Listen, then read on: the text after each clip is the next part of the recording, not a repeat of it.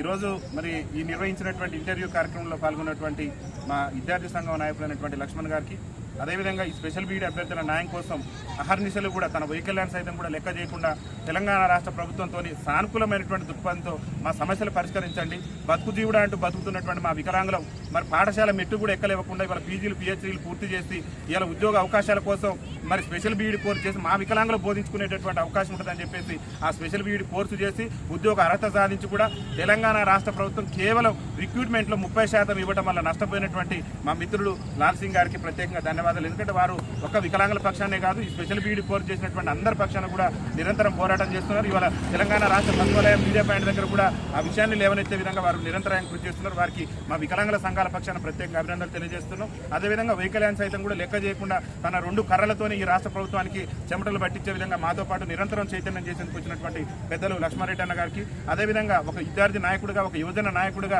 BC సంఘంలోనే కాకుండా వికలాంగుల సంఘంలో కూడా తనదైనటువంటి పాత్ర పోషిస్తున్నటువంటి మిత్రులు జర్నలిస్టు సోదరులైనటువంటి చంద్రశేఖర్ గారికి ప్రత్యేకంగా మా భారత వికలాంగుల హక్కుల పరిరక్షణ సమితి పక్షాన ధన్యవాదాలు తెలియజేస్తున్నాం. అదేవిధంగా అభేదం మేడం గారికి ప్రత్యేక ధన్యవాదాలు.